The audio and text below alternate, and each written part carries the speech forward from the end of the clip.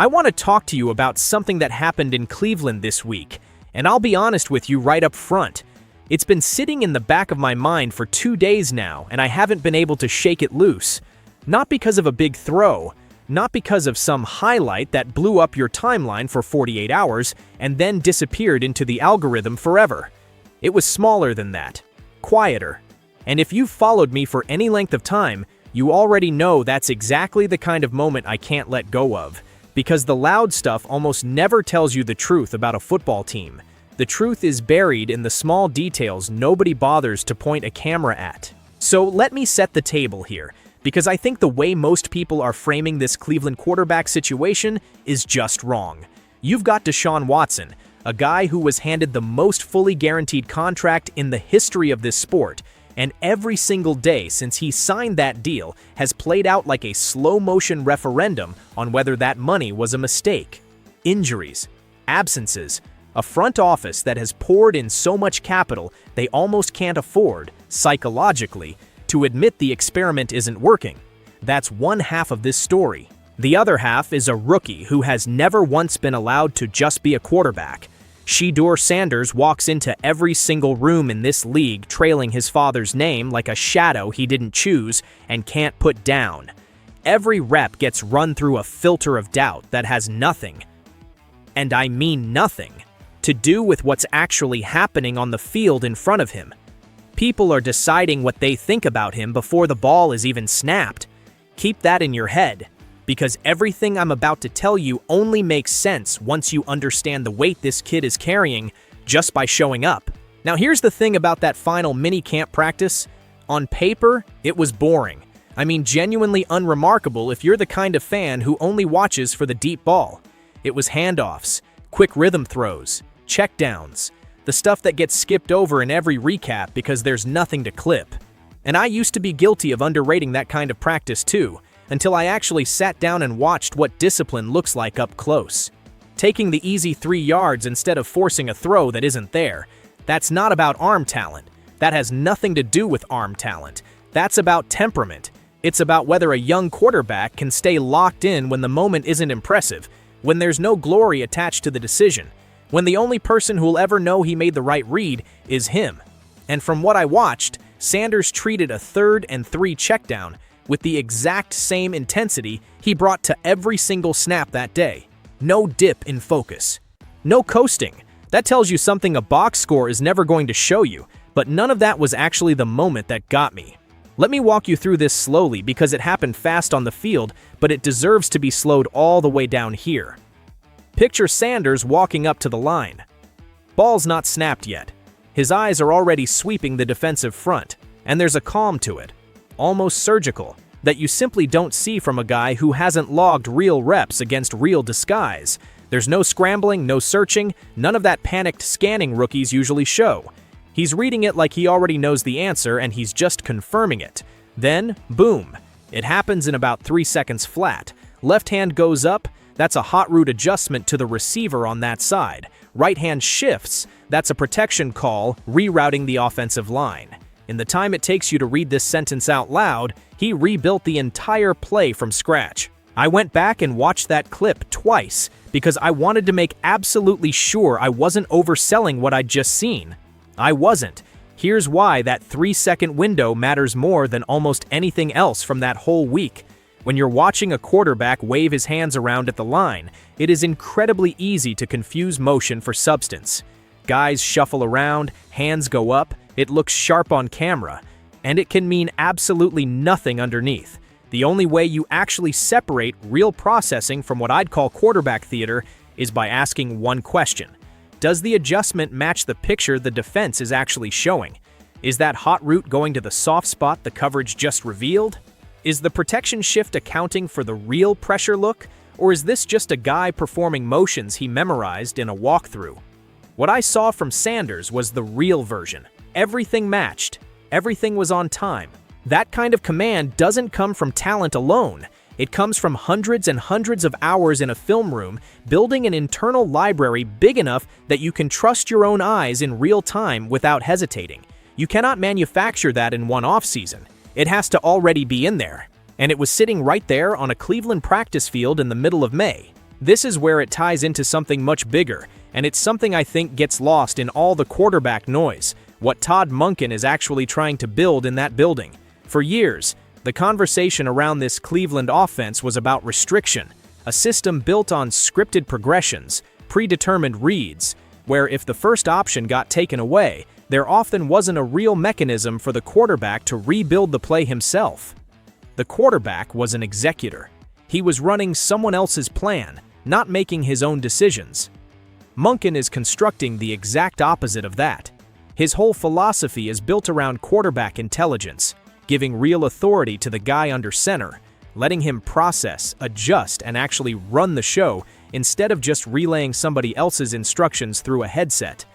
And watching Sanders operate inside that structure, the fit is almost eerie. This doesn't look like a rookie trying to cram a new playbook into his head. It looks like a system that was built for the exact kind of mind he already has. I also have to bring up what's developing between Sanders and Denzel Boston, because most of the coverage this week completely skipped over it, and I think that's a real miss. There's a massive difference between a quarterback and a receiver simply running the right route concept on the right page of the playbook, and a quarterback and receiver who are actually in sync with each other. The thing that separates those two states is anticipation. When real trust exists between a passer and his target, the ball comes out before the route break is even finished. You're not throwing to a person standing in front of you. You're throwing to a spot on the field that doesn't exist yet, a location half a second into the future based on knowing exactly how that specific guy accelerates, decelerates, and creates separation against whatever technique the corner is showing. That kind of chemistry isn't something you install in a meeting room. It gets built through shared reps and honest communication over time. So the fact that there are already visible flashes of that anticipation between Sanders and Boston before a single preseason snap has been played, that's not nothing. That's the product of deliberate work that happened quietly in the weeks leading into this camp. And I want to give some real credit to Dylan Sampson here, because what he's doing right now is genuinely important, and almost nobody outside the building is talking about it. He's not generating buzz. Nobody's cutting up his route tree for a highlight reel. But if you actually sit and watch how he navigates a zone look, how he creates clean throwing lanes, how he absorbs contact at the top of his stem without losing a beat of timing, you start to understand exactly why a quarterback like Sanders already trusts him in specific situational spots. He's not the explosive home run threat. He's a precision tool. He's the guy you target when the coverage has erased every other option and you need one clean window on a timing route. That short to intermediate game that dominated the final practice is exactly the terrain where Sampson becomes essential, and the fact that Sanders is already locating him accurately in those situations before a single padded practice has even happened tells me the offensive command we're talking about here runs deeper than individual plays. He's playing the game within the game. Now, I want to be completely fair to Deshaun Watson here, because this entire conversation only has value if I'm being honest about both sides of it instead of building a one-sided takedown. Watson took first-team reps all the way through minicamp, exactly the way Monken said he would heading into this, and he looked solid, clean. There was nothing alarming, no mechanical red flags, nothing on tape suggesting his game has broken down in some fundamental way. He looked like exactly what he is, a veteran who understands the system, running his progressions the way he's supposed to, operating inside structure built to give him clean read windows. I'm not going to invent criticism that isn't grounded in what actually showed up on film, because that wouldn't be honest, and you deserve better than manufactured drama from me. But here's the part I genuinely can't talk myself out of. There was a different energy in that building when the ball was in Sanders' hands. And this isn't just my read. Multiple reporters, working completely independently of each other with no coordination, landed on the same observation: that Sanders generated more visible momentum, pulled more engagement out of the players around him, created more of that hard-to-define electricity that a practice either has or doesn't have. One specific report put it plainly, that Sanders had a more direct impact on the day's energy than Watson did.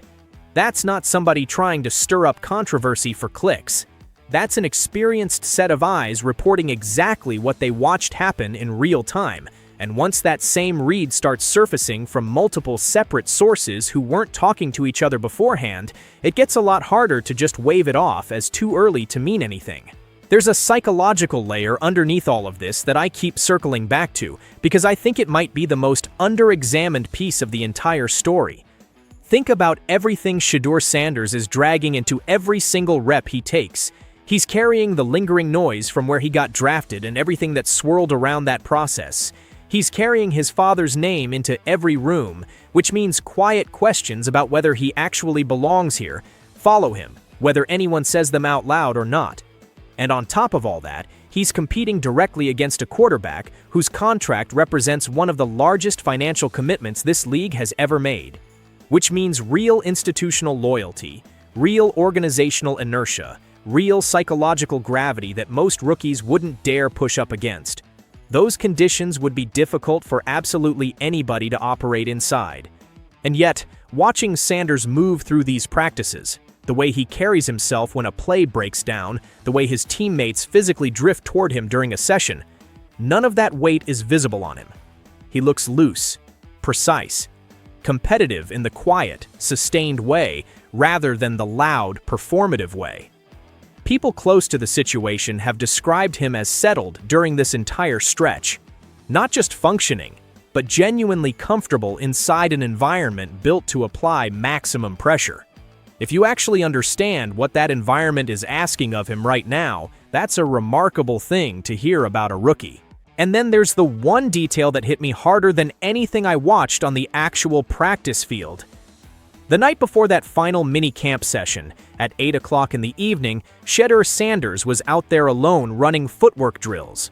Nobody scheduled it. Nobody required it. Nobody was watching. No cameras. No coaches standing over his shoulder grading him. He did it simply because that's how his mind is wired when nobody's looking. That single detail tells me more as an evaluator than any throw he made all spring. Footwork almost never gets the credit it deserves in quarterback evaluation because it doesn't make a highlight reel and it doesn't show up in a box score. But it's the actual mechanical foundation that everything else gets built on top of. Your ball placement, your pocket movement, the timing on every route concept your offense runs. The way your weight transfers through the throwing motion determines what happens to the ball under duress. Your base and your balance in the pocket determine how long you can keep your eyes downfield before pressure forces you into a bailout you didn't want to make. Even a tiny breakdown in footwork is enough to collapse an entire timing concept that took weeks to build. And what I watched from Sanders across those 3 days was a quarterback who has clearly put deliberate, targeted work into exactly that. His weight transfer is clean and repeatable. His movement in the pocket looks controlled instead of panicked. When protection breaks down around him, he's making a decision instead of just reacting on instinct, and his eyes stay downfield even as the pocket collapses. Which sounds simple until you remember that the natural human response to physical danger is to look directly at the threat. Overriding that instinct takes hundreds of specific, deliberate reps designed to rewire it at a level below conscious thought. Sanders has clearly been putting in exactly that kind of work, and the improvement shows up measurably against where he was at the start of the offseason program. Those 8 o'clock sessions are showing up in the mechanics. You can see it on tape if you're actually looking for it. The next 6 weeks are going to be quiet from the outside looking in. No cameras rolling, no structured access, nothing for any of us to measure publicly. But based on everything we now understand about how this kid's competitive mind actually operates, I'd bet that stretch looks a whole lot like that Tuesday evening session after everybody else had already gone home for the night. Early mornings, late nights, film study stacked on top of footwork reps, building the mental architecture of route concepts and defensive coverages that will let him walk into training camp sharper and more dangerous than he was when he left minicamp. No drama attached to any of it. No headline waiting at the end. Just work, done with zero audience and zero outside validation. And once training camp opens and the contact starts, Everything from this controlled spring environment gets stress-tested against conditions minicamp simply can't replicate. Disguised blitzes, real 2-minute pressure, physical contact that changes split-second decisions at a level deeper than conscious thought can keep up with. All of the pre-snap intelligence, all of the chemistry that's been quietly developing, all of the mechanical refinement, every bit of it has to hold up in an environment specifically designed to expose whatever isn't structurally real underneath the surface. That's the actual test that's coming, and I'm invested in watching it play out. Not because 3 days of a spring minicamp settles anything, because it absolutely does not. But because the pattern of who this kid is as a competitor doesn't typically produce soft answers once real pressure shows up. So here's where I land after sitting through every single snap of this minicamp closely. Shedeur Sanders won this week, and he won it in the ways that actually matter for long-term development, not just spring practice optics, the pre-snap command, the footwork progress, the chemistry already forming with Boston and with Sampson, the way his teammates keep gravitating toward him, and that voluntary session the night before the final practice with nobody watching and absolutely nothing required of him.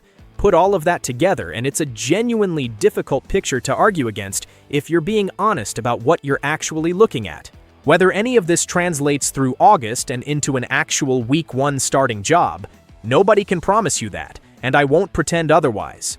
The competition is real, the road from here only gets harder, and everything still has to be proven under conditions this spring simply couldn't recreate. But if you're asking me which direction the evidence is pointing after watching every rep of this week unfold, it's pointing toward Shedeur Sanders. And it's pointing that way clearly enough that I think 6 weeks from now, once the pads come on and the real evaluation finally begins, we're going to look back at these 3 quiet days in May as the exact moment this entire quarterback competition started to tilt.